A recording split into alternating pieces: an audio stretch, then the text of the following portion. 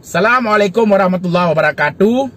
Bauranya lentuan nak pesampo sabah pesan terbuka kepada Gubernur Aceh Bapak Nova Iriansyah dan seluruh rakyat Aceh.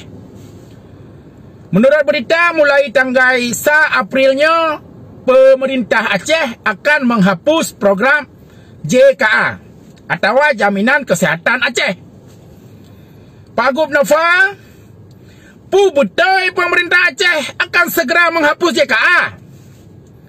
Menyebutoi berarti drone selaku Gubernur Aceh saatnya telah melakukan sebuah pengkhianatan terbesar terhadap mandat dan amanah dari seluruh rakyat Aceh. Karena JKA-nya adalah janji kampanye Irwandi Nova, visi Aceh Hebat poin pertama, dan target RPJMA 2017-2022. Jamun wate masa kampanye, rata baliho, rata spanduk, rata motor yang dibalang stiker, mandum mutuleh JKA sebagai program andalan jika Irwandi Nova terpilih sebagai gubernur dan wakil gubernur Aceh. Beban kanadu ubah kursi gubernur inan, kan nejak hapus program JKA-nya. Karena JKA-nya yang beo sangat nikmat ditemui rasa le rakyat jelata. Watai sakit gratis bak mubat. Yang lain sitan. Pakan JKA hapus. Menyolasan hasil banggaran. Silpat siton tip-tip ton. Le triliun bertriliun. Wala salam. Pat TPK pegawai 600 miliar. Pakan han hapus. Belanja perjalanan dinas per miliar lebih siton. Pakan han ko. Belanjanya belanja je, motor dinah, fasilitas kantor, honornya honor je hidup. Abeh boros peng rakyat Aceh, pakan kanyan yang hapus atau yang neko. Pakan JKA yang BO dirasa nikmat oleh rakyat Aceh. Kan jakoh di dalam nilbat bahasaannya.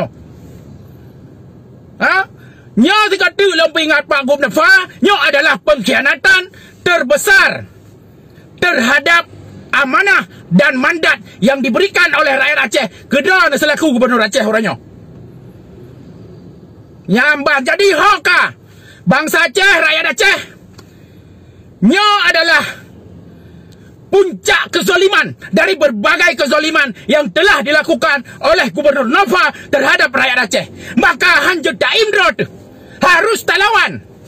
Memang bibit jahapol dan talawan memendum.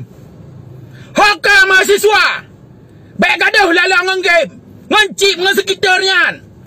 Tren muduah tren demo kantor gubernur, demo kantor DPR. Baik sampai program yang ditemui rasa manfaat oleh rakyat kecil, rakyat jelata kah dijak hapus. Sementara awaknya selamanya jimu sedang-sedang dengan dana osus.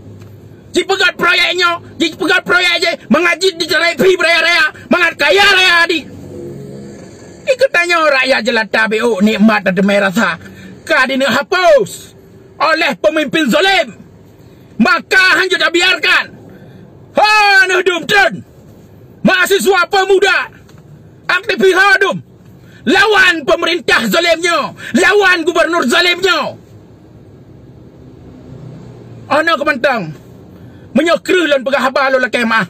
Assalamualaikum warahmatullahi wabarakatuh.